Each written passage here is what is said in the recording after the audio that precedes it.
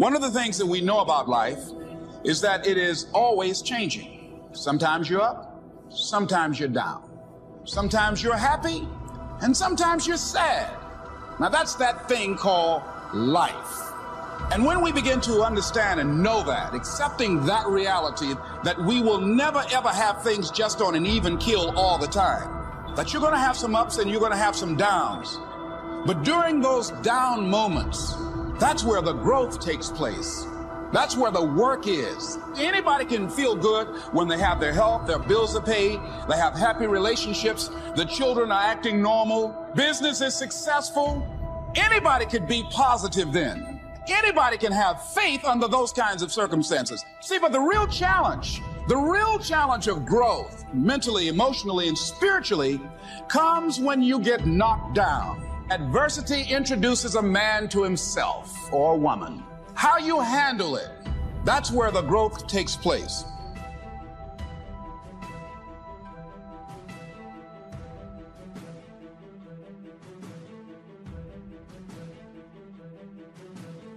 Life tests the big dreamers, the passionate revolutionaries. It's almost like a weeding out process. Only the strong and the best get to live their heart song. You know what? If it was easy to get to world class and extraordinary, everyone would be doing it. Every dream starts off small, but you want to start and move it forward each and every day. And while everyone else laughs at you and criticizes you, pay no heed to them. Keep on moving your dream forward, because there is something magical about sticking to your dream longer than anyone around you thinks you have a right to stick to that dream.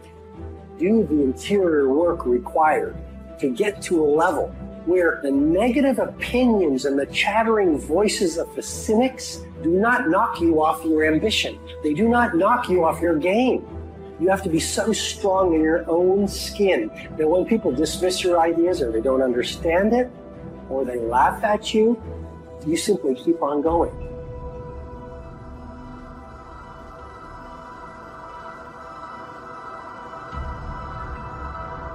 The more weird you are is a reflection of how committed you are to focusing on your shit, molding and shaping your ideas and your craft so that when it's time for you to make your rounds, you gon' fly.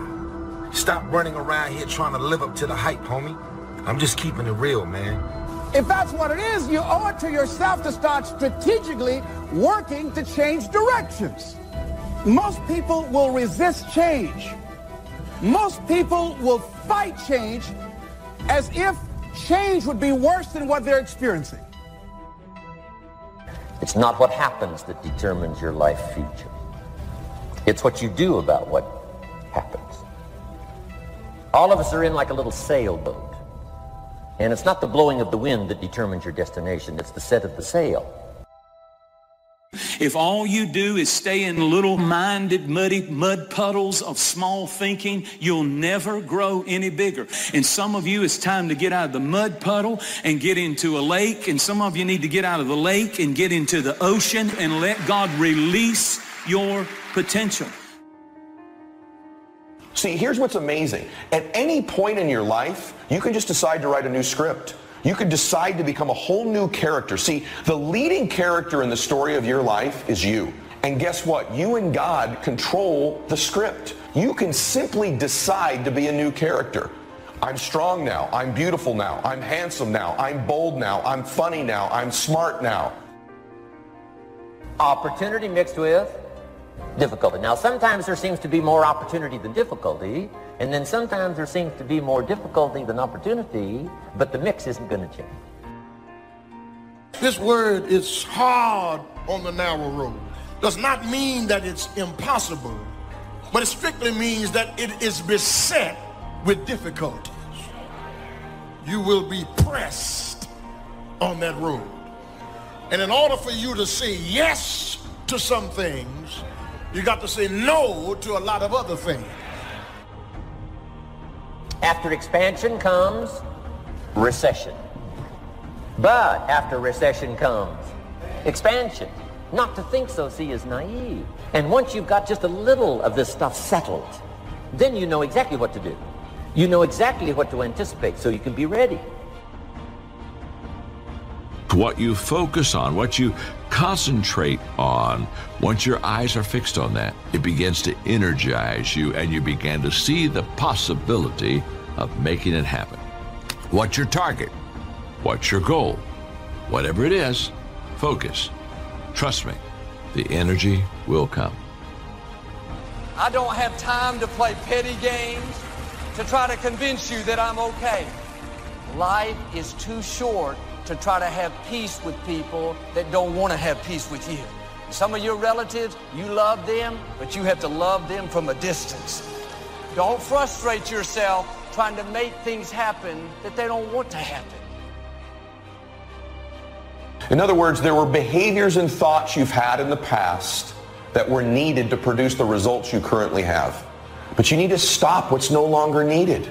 Maybe you're continuing a thought or a worry that at one time was needed, but no longer is. It could be something to protect yourself from fear, to protect yourself from harm, or to serve you in getting through a certain circumstance. As you begin to look at yourself and look at where you want to go with your life, it's very important for you to ask yourself a question as you look at various areas of your life. Is what you are doing, is it giving you what you want? If it's not giving you what you want, it's going to take courage to decide to do something differently. It takes courage to enjoy yourself. If you do one thing well, you can still dabble in other things as hobbies in your free time. But if you're trying too many things and not very successful in any of them, you won't enjoy yourself, you won't know any real accomplishment. It is this attitude that invariably brings success. This life here, this is not me. This is not working for me. I want a way out. I want to do something else. This job, it's not me. Many people are staying where they are, even though the place where they are is not them. When there are major changes that you need to make in your life and you don't make them, after a while, you become blind to them. There's a whole generation. Everybody wants purpose. Not very many people want process. I want to encourage you today. Every one of us, we are all just passing through. We are all just going through this life. This place called Earth.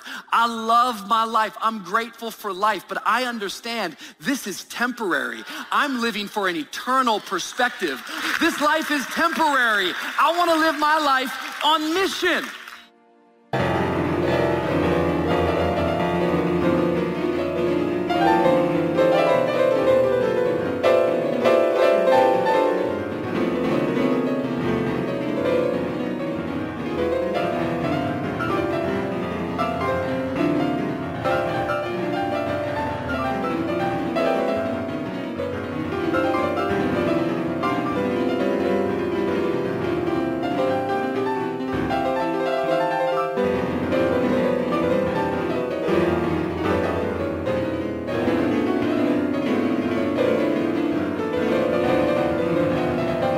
This is a key phrase now to use the rest of your life. You must learn to discipline your disappointment because you didn't set up the setup, and that is not of your making. Now, if you made gross errors and you ran them off, see, that'd be different. Now, you're responsible for that. But if it's in the normal course of things, this is the way things are. So when you look at this thing called life, it's about transformation. It's about disruptions and about miracles because you have miracle working power. Don't judge where your situation is right now. Even if you don't have any evidence to the contrary, judge not according to appearances. See, that's why you have to have big dreams, because your dreams have to be bigger than all your fears and all your consequences. What makes people go back is you dream too small. See, your problem in life ain't if you aim too high and you miss it. Your problem in life is if you aim too low and you hit it. That's, you messed up now.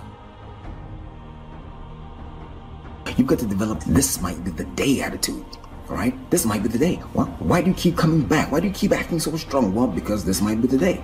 This might be the day I discover myself. This might be the day.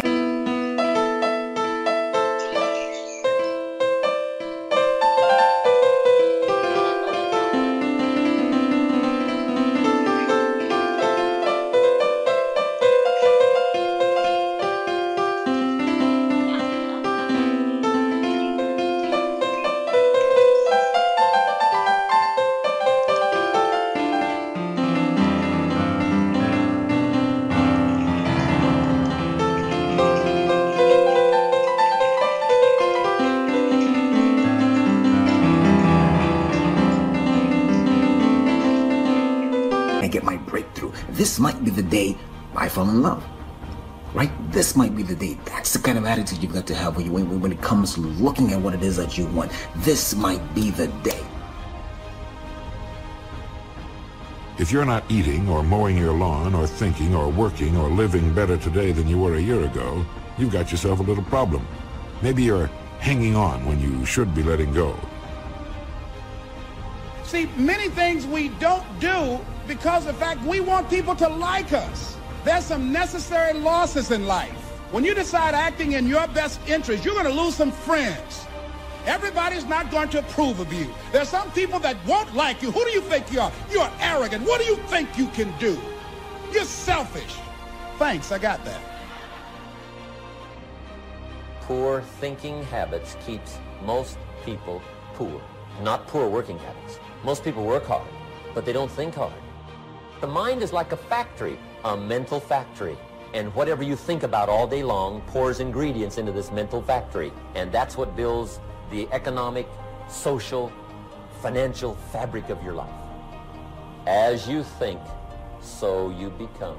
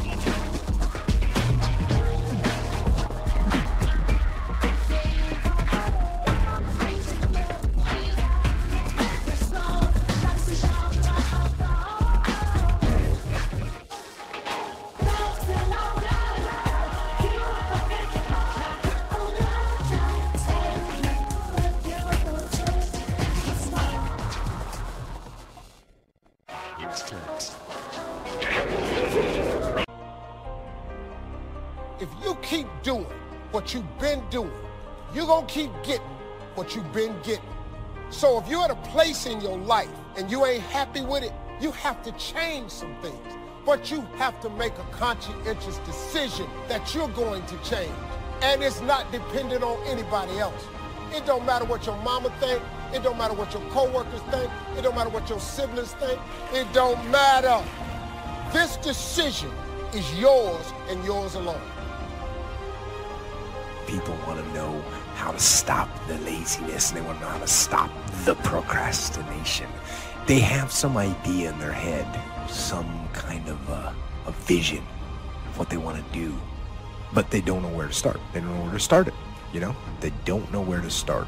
And so they say, hey, where do I start? And when's the best time to start? And I have a very simple answer for that.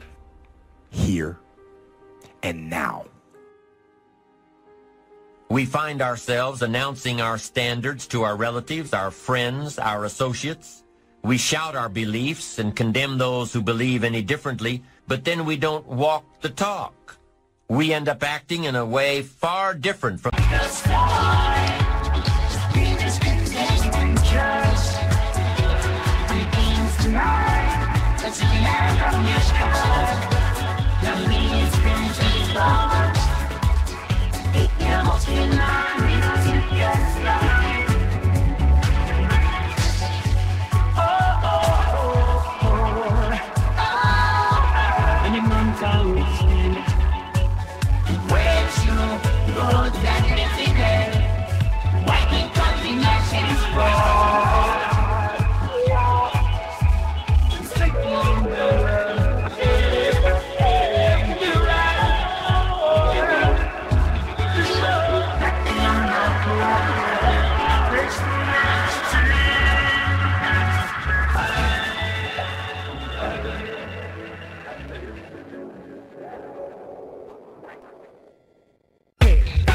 The beliefs we've shouted.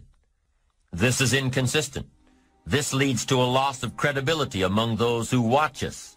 And more importantly, this leads to a loss of credibility within ourselves.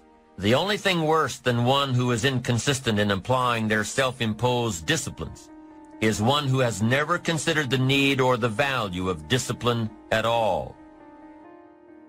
So what kind of courage do you have? Is yours sort of floating between depending on the situation? Or do you know the difference between right and wrong for your life? And you've made up your mind. Our mind is the control tower of our life. All of our decisions are there. And the truth is, whatever we are today is the result of what we've been thinking about all those years.